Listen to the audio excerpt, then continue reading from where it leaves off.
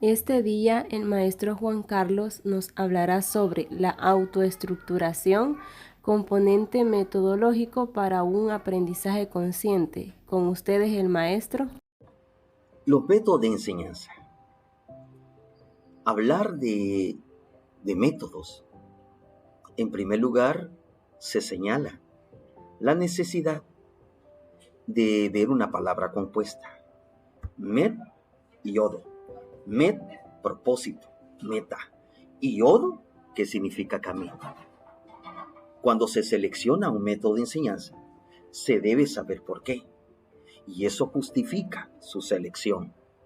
Franco Fraboни planteaba sobre la necesidad de ir generando un proceso orientado a que los métodos de enseñanza se transfieran a métodos de aprendizaje.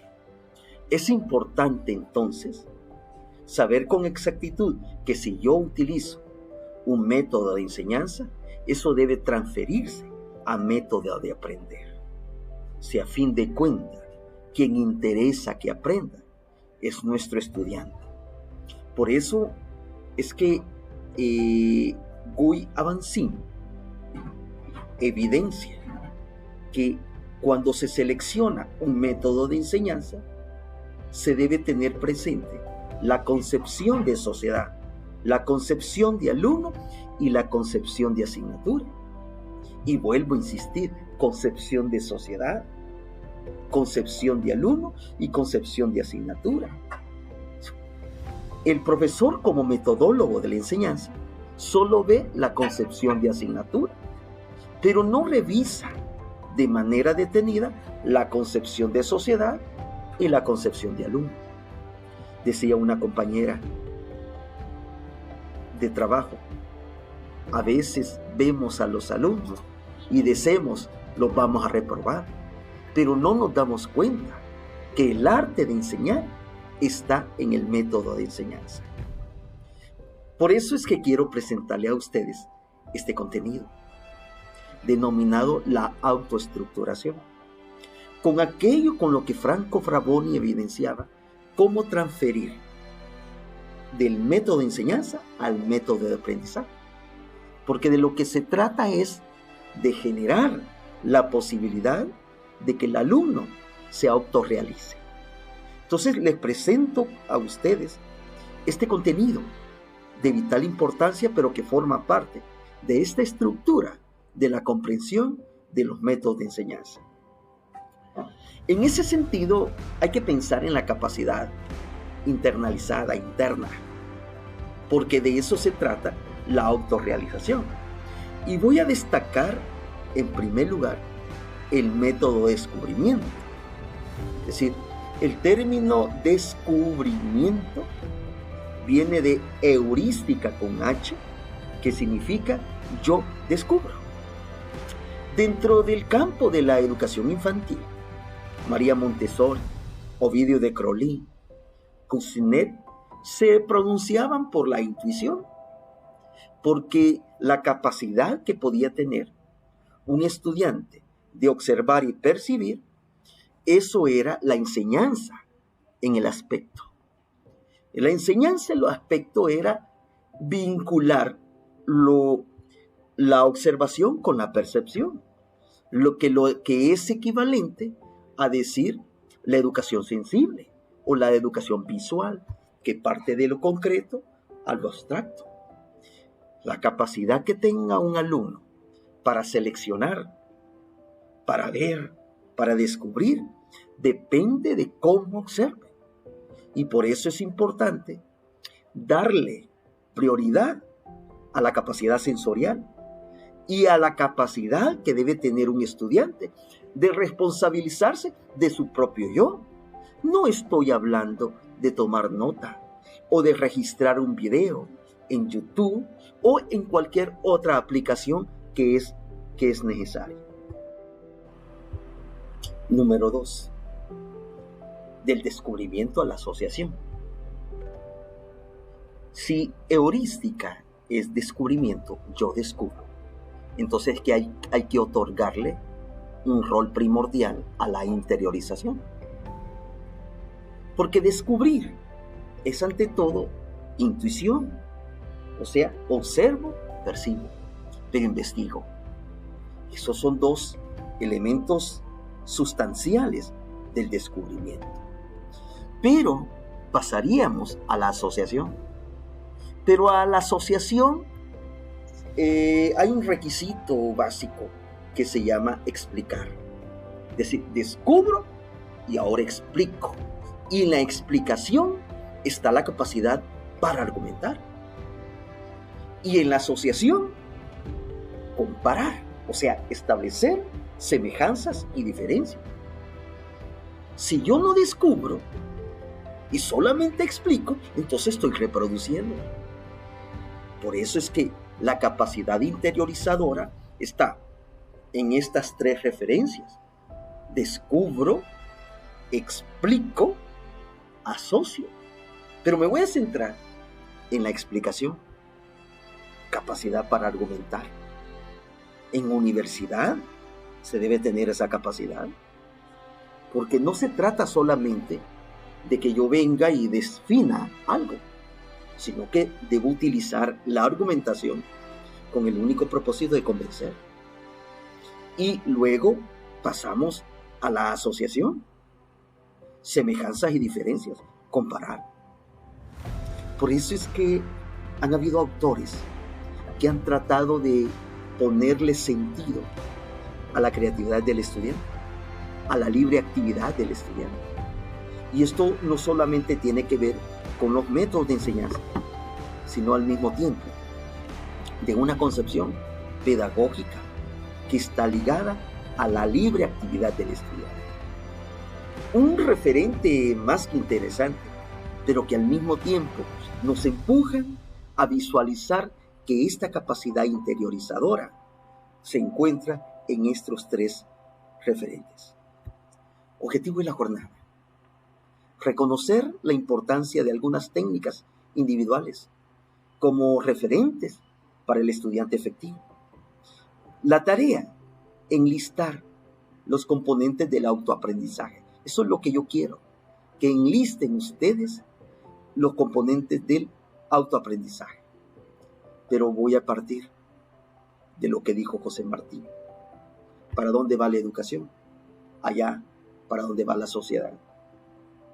Nuestra sociedad va sin rumbo, una sociedad cruel. ¿Para dónde va la educación?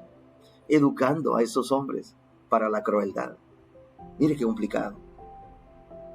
Yo me pregunto, ¿cuándo vamos a utilizar estos cuatro referentes? Análisis, descubrimiento, explicación y asociación, que forman parte de los métodos autoestructurados. Y voy a comenzar evidenciando esta libertad como experiencia metodológica. ¿Qué es esto de libertad? Y voy a señalar tres tópicos. Primero, el ambiente revelador. Segundo, la observación analítica. Y tercero, la comprensión. En el ambiente revelador están las voces, están las palabras, están los sentires. Yo me siento bien en esta clase. Está el ambiente revelador. En esta clase no hay humillación. Es un ambiente revelador. En esta clase vale la pena trabajar. Esto es lo que siente usted. O lo dijo María Montessori. Eso lo dijo María Montessori en la casa de I Bambini para los niños que tenían problemas, en aquel entonces denominado así, en la educación especial.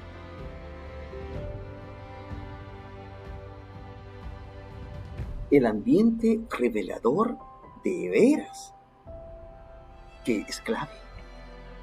Las voces, qué es lo que se escucha, qué es lo que escucha el estudiante, que dicen de él.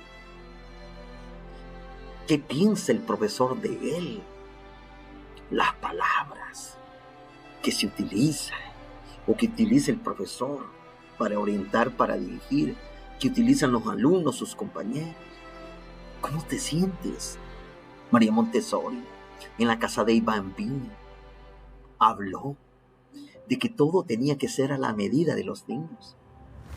Cuando trató de ir revelando los métodos de ITAR como el precursor de la educación especial, María Montessori le apostó a la libertad del niño, para que él decidiera cuándo y cómo aprender.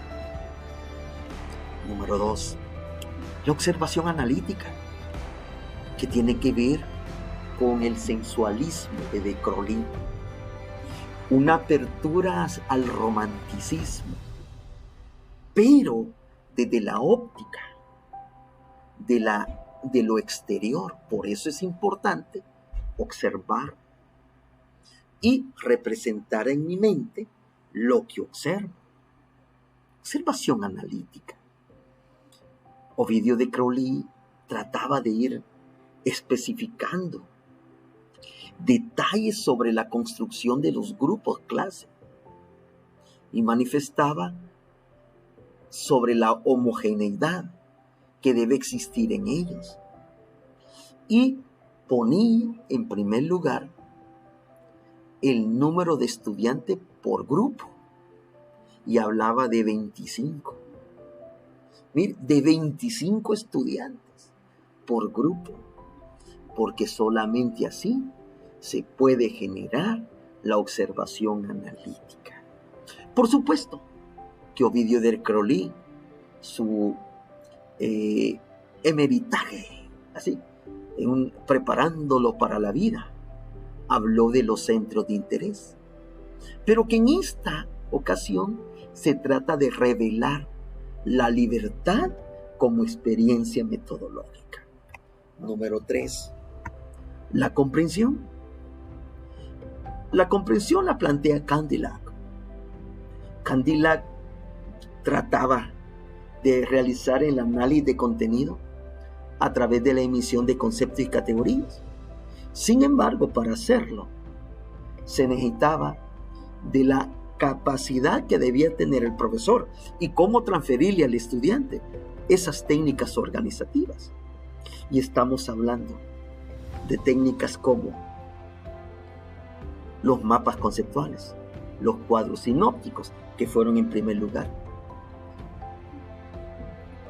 los diagramas de palabras claves, que fueron ante todo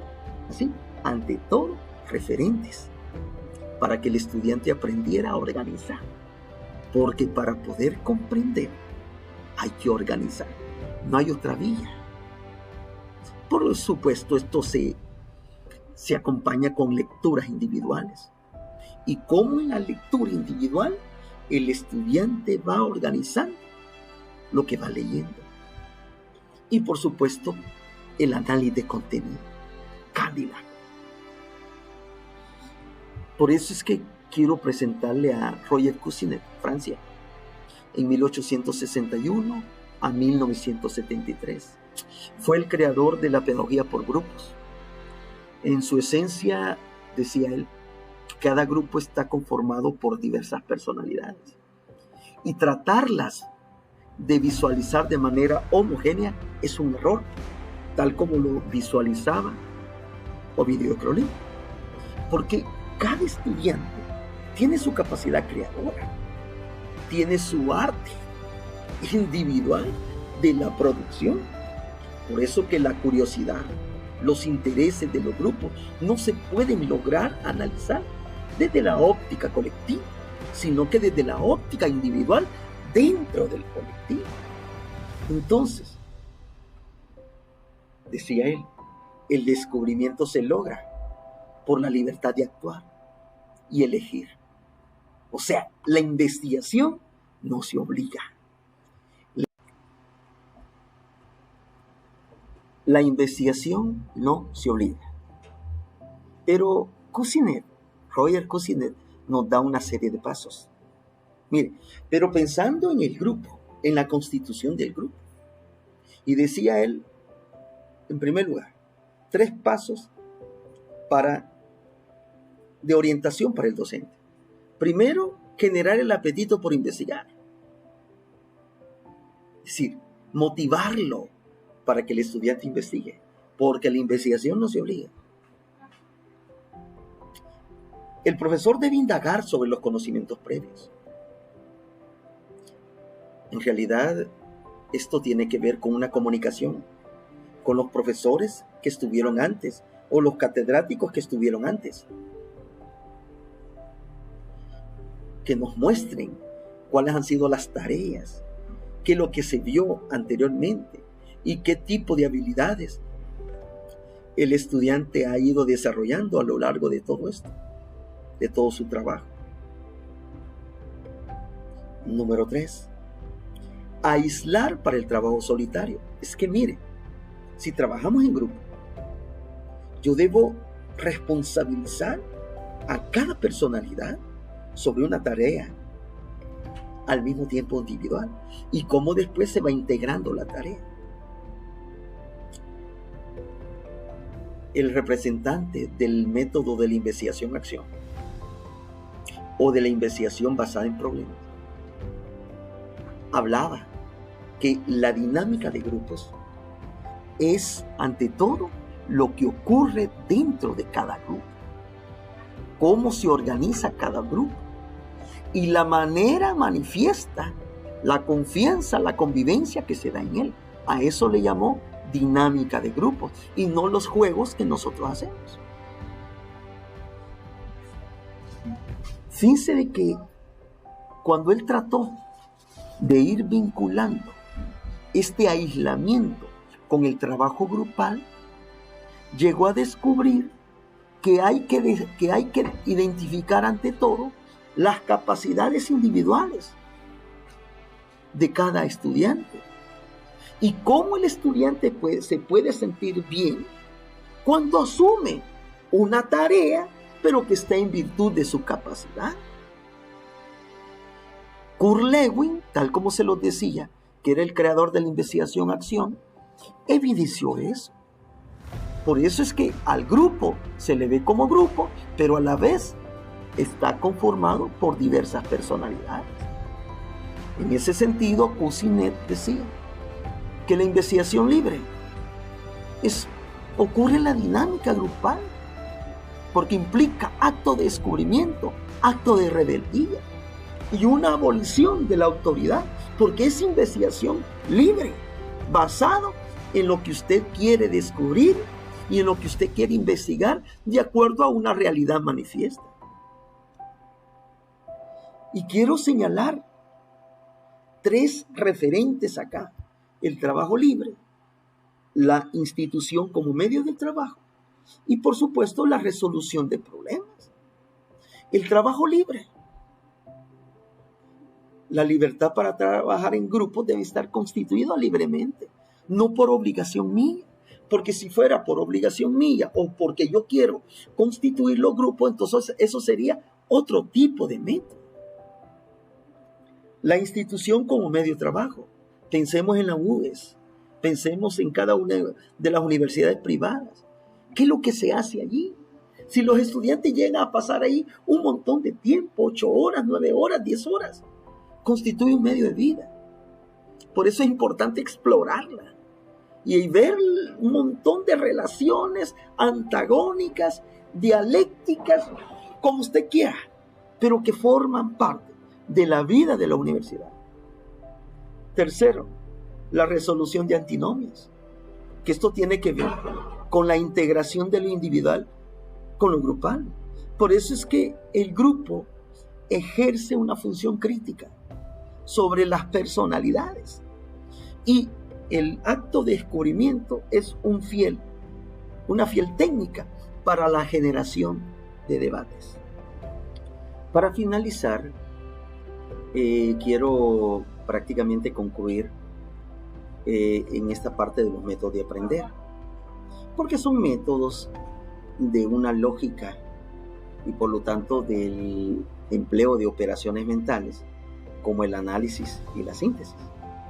En realidad, si vamos a utilizar un método, en este caso de la autoestructuración, hay que transferírselos a los estudiantes. Por lo tanto, estamos hablando de procesos de análisis, porque es lo que ocurre y procesos de síntesis como resultado de los procesos de análisis. Debemos de hacerlo y hacer que los alumnos lo desarrollen. ¿Cómo se desarrollan? Aquí tenemos las técnicas que ustedes las pueden observar. Tenemos los cuadros sinópticos, los mapas conceptuales, los cuadros comparativos, las lecturas comprensivas, los crucigramas. Todo esto forman más o menos enlistados de los procesos de análisis, métodos de aprender, cuadros sinópticos, mapas conceptuales, comparativos, lecturas comprensivas. Miren, yo solo saco esto. El análisis ocurre del todo a sus partes y hay que entender el todo.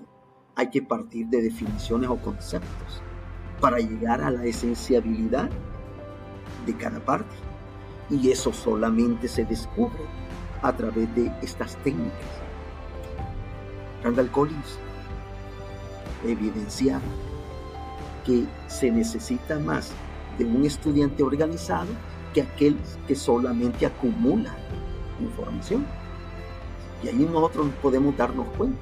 Aquel estudiante bueno en la universidad no es necesariamente bueno en el trabajo, aunque la mayor parte así ocurre. Procesos de síntesis. Los diagramas de palabras claves, que es reducir a su mínima expresión las ideas que están planteadas en los cuadros sinópticos. El mapa mental, lo mismo, que es reducir a su mínima expresión lo que están en los mapas conceptuales. Por lo tanto, no ocurre, no son símil entre el mapa conceptual y el mapa mental. Cuadros sinópticos, diagramas de árbol, es decir, reducir a su mínima expresión los datos que se encuentran en los cuadros comparativos y las lecturas comprensivas. La sinopsis, que son parecidos a los cuadros sinópticos, pero que están reducidos a su mínima expresión. La sopa de letras, etc. Como pueden ver, estos son los métodos de aprender.